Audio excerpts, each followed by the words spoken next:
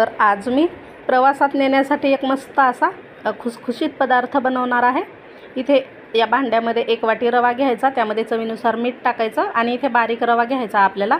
इकडे कढईमध्ये तेल गरम करण्यासाठी ठेवलं आहे आणि या रव्यामध्ये तेलाचं म्हणजे कडकडीत मोहन टाकून पाण्याने हे म्हणजे कोमट पाण्याने पीठ भिजवून घ्यायचं आहे। घट्टसर पीठ भिजवा आणि 15 मिनिटासाठी मुरवायला ठेवायचं। व्यवस्थित पीठ भिजवून झाकण ठेवून मुरवण्यासाठी ठेवू। इकडे कढईमध्ये अजून तेल गरम करायला ठेवलं आहे। आता एक मसाला तयार करून घेऊ आपण। तर यामध्ये पिठी साखर घ्यायची 1 चम्मच, चाट मसाला अर्धा चम्मच, लाल तिखट, थोडीशी हळद आणि गरम मसाला टाकायचा आहे। हे छान एकजीव करायचं। आपला हा मसाला तयार झाला आहे। आता पीठ सुद्धा छान असं मऊ झालेलं आहे। परत 1-2 मिनिटं मळायचं।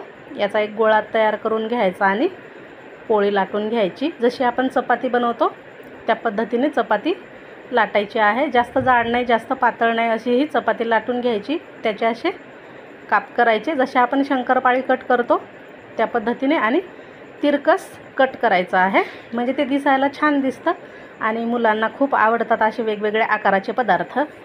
तर हे कट केल्याच्या नंतर कढईमध्ये जे तेल गरम केलं होतं आपण त्यामध्ये टाकून मंद आचेवरती चांगला सोनेरी रंग येईपर्यंत तळून घ्यायचा आहे।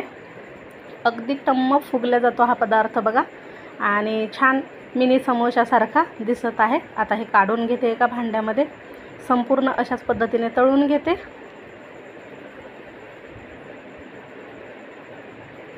आता हे आपले मिनी समोसे तयार झाले आहेत रव्याचे। आपण तयार केलेला मसाला यामध्ये टाकायचा 1-2 चम्मच आणि छान टॉस करून घ्यायचं। झालं आपलं हे खुसखुशीत पदार्थ तयार।